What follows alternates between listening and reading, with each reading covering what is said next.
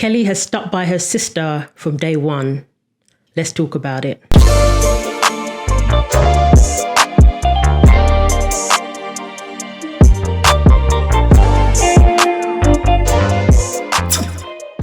Hi guys, welcome to the channel. If you like hearing stories from the 90s, subscribe. Let's get into it. So Destiny's Child were formed in 1990 and they were really young at the time, only 9 or 10 years old. They were first called Girls' Tyme with a Y, and they wouldn't become Destiny's Child until several years later. The girls received vocal training, dance lessons, and they would practice their choreography every day, perfecting their stage presence, long before they were ever presented before a record company. It was way back then that the work ethic that Beyonce and the other girls are known for today was instilled. It was by no means a quick road to stardom. While other kids were out playing and focusing on what kids usually focus on, the girls would be practicing and preparing for shows, and their training went on for years. So Beyonce was just 9 years old when the group was first formed, so it's no surprise that the lineup changed back in the early days, long before the infamous group changes that occurred in the early 2000s. Kelly went to live with the Knowles family in 1992 when she was around 11. Kelly had somewhat of a difficult home life, with a father who was absent from the home very early on. Going to live with the Knowles family provided her with that stability. She had the focus of the group, and she had a father figure in Matthew.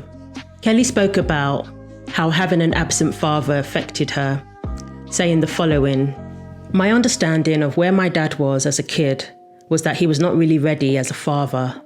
I was angry at him. I was disappointed in him. I had all those feelings of abandonment. I think as a kid, you just feel like if they're not there, they don't want to be here. So that's what I felt, and that feeling sucked." One of the original members of Girls' Tyme was Tamar Davis, who appeared with the girls on Star Search, which was their first big break. It's believed they lost the competition because they chose the wrong song. The song actually involved more rapping than singing. Latavia was actually the rapper of the group. Pop rapping, Girls' Tyme.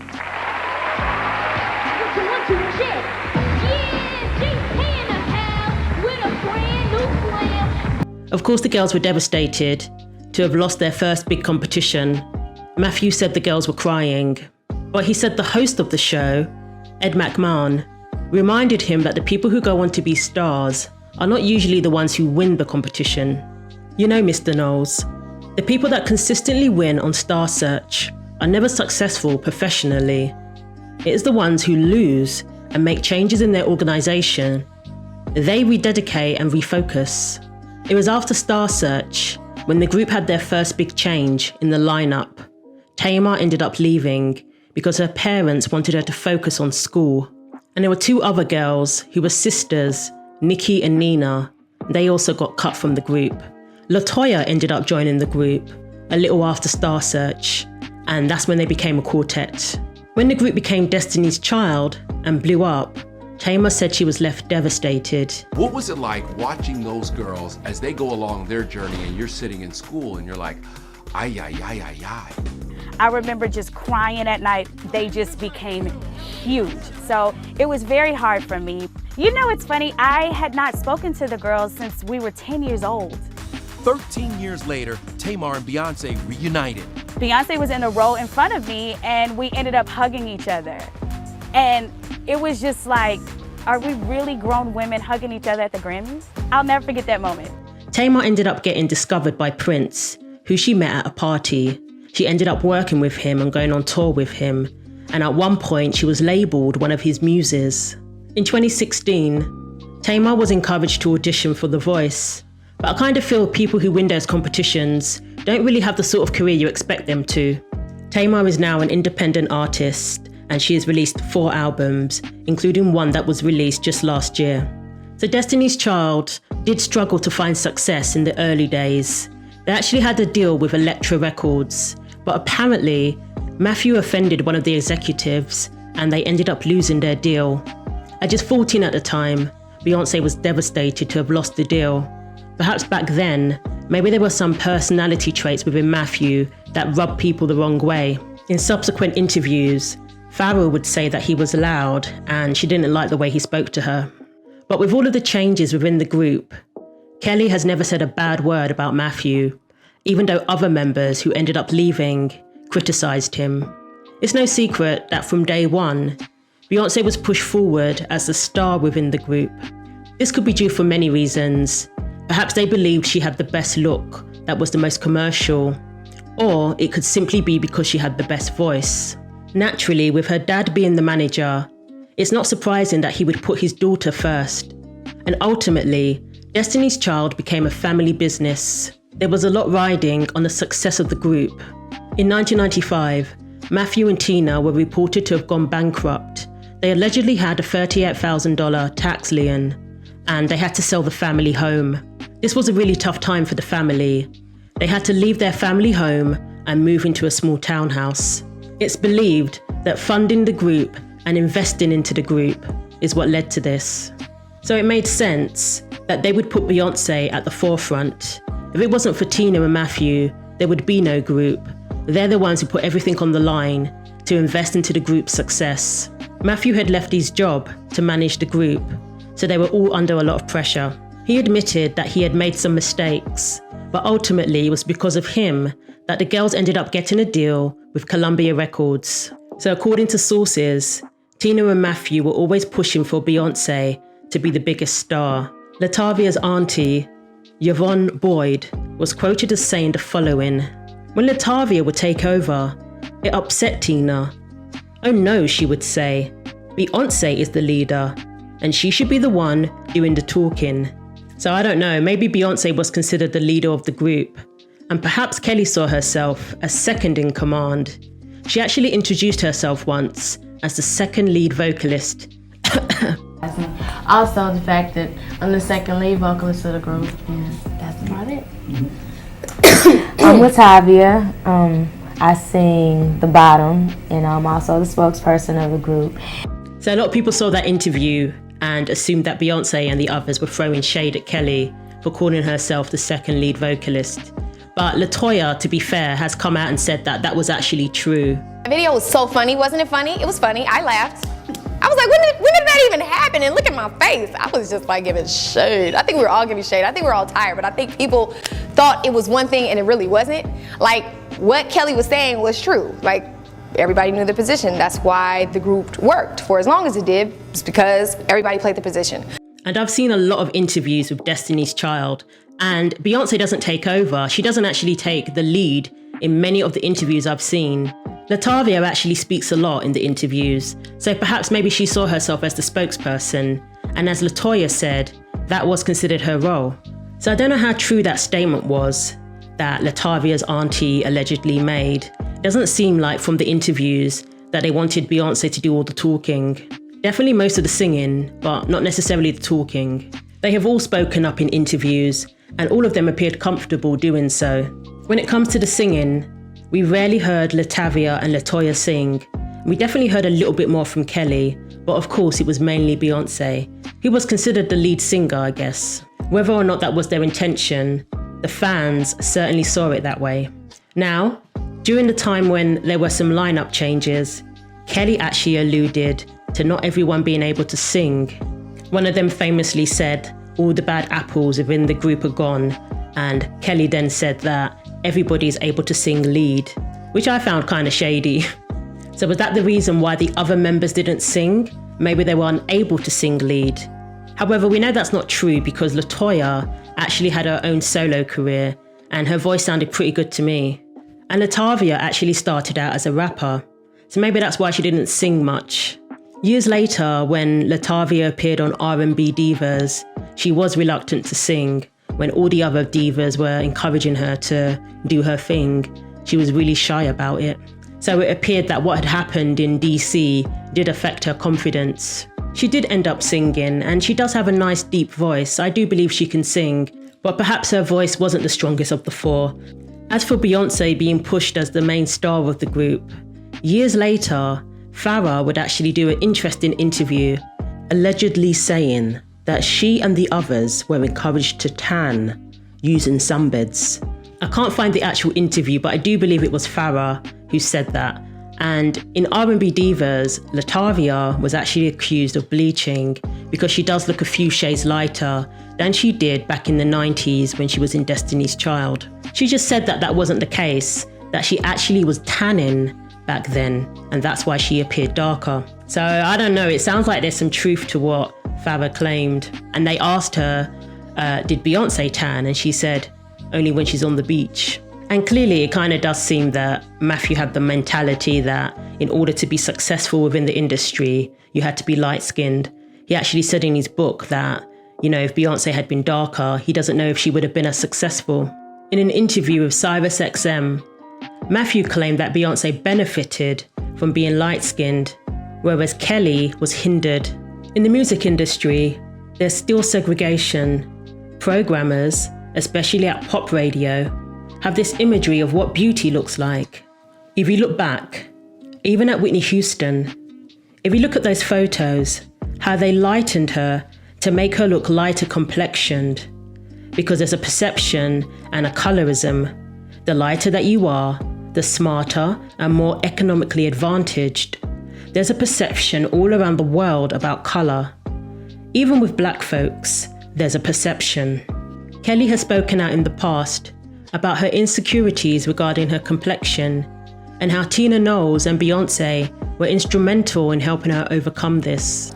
So have you ever gone through any insecurities? And if so, how do you overcome that? You know what? I had great women in my life to help me overcome that. I remember I went through a period where I didn't embrace my chocolatiness. I don't know if that's a word, but I didn't embrace just, my chocolate lifestyle, just being a chocolate, lovely brown-skinned girl and being proud of that. And I remember Knowles, B's mom, I remember being out in the sun and I was trying to shield myself from the sun and she said, "Are you crazy?"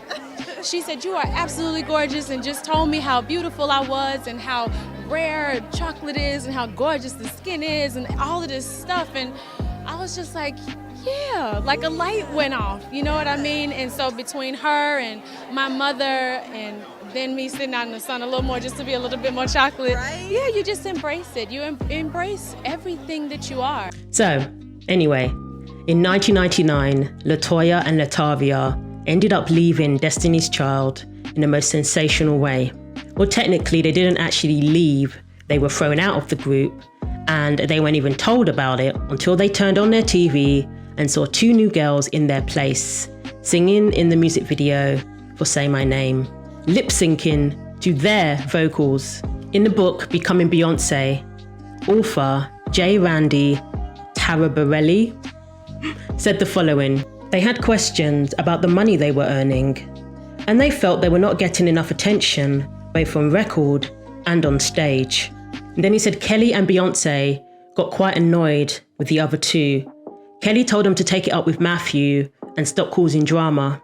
She said, quote, "Stop throwing shade at me and Beyonce, when the truth is that you're pissed off at Matthew." So it's always been Beyonce and Kelly. That's her family, and Kelly took up for her. What got them thrown out of the group was that they sought legal action to disaffirm Matthew as their personal manager, but they wanted to remain in the group. Apparently, Beyonce was deeply hurt by this and actually wrote a letter explaining her feelings, saying the following: approximately every 3 weeks or less, there is drama caused by one or both of you. I don't deserve this. Then the author revealed a shocker. He said that Beyonce quit Destiny's Child. Back then, she quit. So he said that she wrote a letter of resignation to the label. Apparently the label agreed and were actually going to make her a solo artist back in 2000. And Farrah actually confirms this in one of her subsequent interviews. She basically says that Beyonce had an album ready to go way back in 2000, from before she even joined the group. Weren't supposed to be in Destiny's Child as long as they were. Beyonce already had a solo album that was coming out. She had records with Prince and all this prior to. Like, we came in because people were like, "Oh, you kicked out the other girls and now you're leaving your member." People were upset about that. Real fans were not happy about all the situations and the moving. And like, how would it look if she ended up disbanding the group soon after those members got thrown out and started her solo career without a thought for Kelly? Fans had already begun turning on her back then, because Matthew was painted as the villain and, by association, she was also blamed. And everyone roots for the underdog.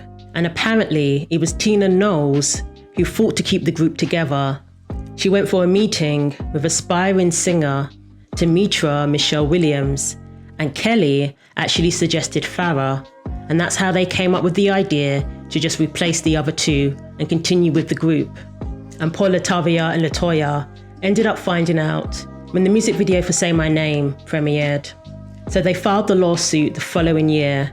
So they said Matthew was the reason that they were thrown out of the group, and that while they were in the group, he put the interests of his daughter above their own. Still insist to us that they've got love for you guys. They do not have hard feelings for you. Their issue is with management and not with the two of you. Well, they slapped a nice lawsuit on us. Yeah.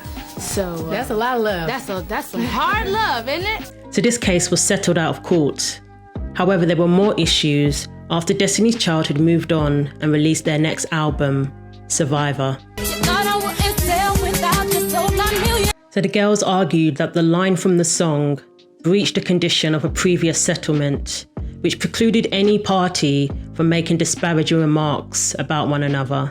Their attorney at the time said, "We would like a restraining order and an injunction to prevent any further comment that would violate the agreement and any further performance of that song." They also sued Sony Music and sought damages for a breach of contract, defamation and fraud. There was no way they were going to stop Destiny's Child from performing one of their most successful singles. The lawyers representing Matthew and the group called the claim ridiculous, but it was settled out of court for an undisclosed amount. It's clear that Kelly is very much a part of the Knowles family and considers Tina a mother figure. What is the special bond between you and her? Between me and You and Kelly? Oh my God, Kelly is my daughter. She's been living with, she's been living with me since she was like 11. So she's actually a sister to my girls and a daughter to me. I mean, I don't see any difference. When Tina got married for the second time, Kelly was a part of the bridal party. That same year, Tina penned an open letter to her daughters, which included Kelly. To Beyonce, she said, "I wish people could see how you are when you're not in front of the camera or on the stage. Yes, you are a huge star, but you have somehow managed to stay grounded and humbled in the wake of all of your success." To Kelly, she said, "I know without a doubt that you were a true gift from God. You came to live with us when you were only 11 years old. You were the sweetest, most kind person I had ever met, and you still are." The Knowles were there for Kelly when she suffered an unimaginable loss just 3 weeks after the birth of her first child. Her mother ended up passing away. Kelly's mother, Doris Rowland Garrison, was described by Kelly in a statement as an incredible soul who made countless sacrifices so that she could become the woman she is now and the mother she is today. The loss of her mother prompted Kelly to reconnect with her father, who had been absent from her life for 3 decades. Kelly appeared on a Today Show, reunited with her father, Christopher Lovett. She said becoming a mother also inspired her to reach out to her father so that her children could get to know their grandfather. It sounds like Kelly's boys are surrounded by a lot of love, with Tina also taking on the role of grandmother in their lives. With all the drama surrounding Destiny's Child, Kelly never said a bad word against Matthew, while all the other members at some point did criticize him. But in 2009, speculation began about whether or not Kelly had fired Matthew as her manager. Matthew had managed the solo careers of all the girls after Destiny's Child. Kelly confirmed that she and Matthew had parted ways. Kelly said it was very much time for a change. She said there wasn't one particular incident that caused her to part ways with Matthew, and she never actually criticized him either. She just said it was time to move on. But soon after dropping Matthew as her manager, she did actually lose her record deal that year. But she signed with Universal Motown and had success releasing various dance anthems, especially in Europe. She toured the party circuit in Spain and Ibiza. And Kelly confirmed that all the drama with Destiny's Child never came between her and Beyonce, and that they remained close. So no doubt, they are sisters. But in the song Dirty Laundry, Kelly did reveal that she was in fact jealous of Beyonce at one point. It was basically the pressure of being compared to her all the time. Destiny's Child officially split in 2006, and naturally, the careers of Kelly and Michelle and Beyonce were compared. Beyonce had huge success as a solo artist in the years that followed. In the song Dirty Laundry, Kelly says the following: "When my sister was on stage, killing it, I was enraged, feeling it. You'd never know what I was dealing with. Went our separate ways, but I was happy she was killing it. Bittersweet. She was up, I was down. No lie. I feel good for her, but what do I do now?" All three members of Destiny's Child remain close. They have continued to be there for each other. Michelle spoke about her battle with depression and the support that the other members gave her, and they're still in touch to this day, whether they're in the group or not. All the different members of Destiny's Child haven't actually spoken bad about each other. The common denominator seemed to have been Matthew, and even Beyonce parted ways with Matthew in 2011. There were some family issues that they dealt with over the years that led up to Matthew's divorce from Tina, and TMZ claimed to have obtained papers alleging that Matthew misappropriated funds, but Beyonce insisted that it was purely a business decision. "I've only parted ways with my father on a business level. He is my father for life, and I love my dad dearly. I am grateful for everything he has taught me. I grew up watching both he and my mother manage and own their own businesses. They were hard-working entrepreneurs, and I will continue to follow in their footsteps." Even Farrah has spoken very highly of Beyonce and the other members of Destiny's Child. I get the impression that she would have liked more support from them perhaps, but she hasn't actually spoken badly about them. Again, her criticism was directed towards Matthew, but Matthew funded their career and he protected them when they were growing up in the industry. He even spoke about a time when he rejected them working with R. Kelly, for example.